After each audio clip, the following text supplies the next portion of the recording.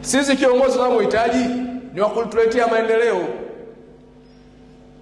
Wakati fulani nilizungumza, ukiona kiongozi anasimama kwenye jukwaa, ukimsikiliza tu baada pale unapata pepo la kuandamana, huyo sio kiongozi, ni pepo linamwagisha shetani. Kemea. Lazima uelewe kwenye maisha haya kuna mambo mawili. Kwa kizazi cha sasa tulipofika, kuna mambo ya kukosoa na mambo ya kukemea. Unanielewa vizuri? Kuna mambo ya kukosoa na mambo ya kukemea. Wewe mtu akishika maiki akienda kukaa, unasikia hasira kuingia barabarani.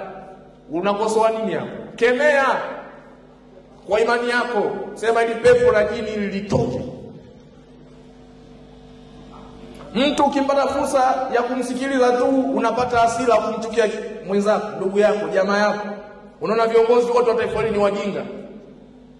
Kemea, hilo ni pepo. Unanielewa vizuri?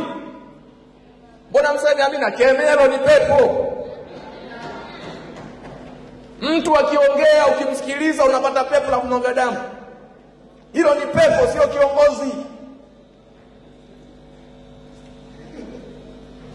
Viongozi akizungumza ndani yako, jambo la kwanza kama ni siasa, utapata uzalendo wa kuipenda taifa lako.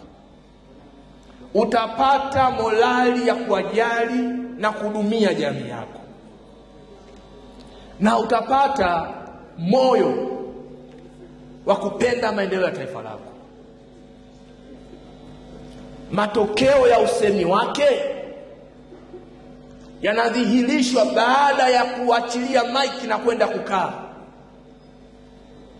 Wewe umeenda kwenye mkutano wake kwa amani, lakini unarudi sura umekunja kama mzee wa miaka 60.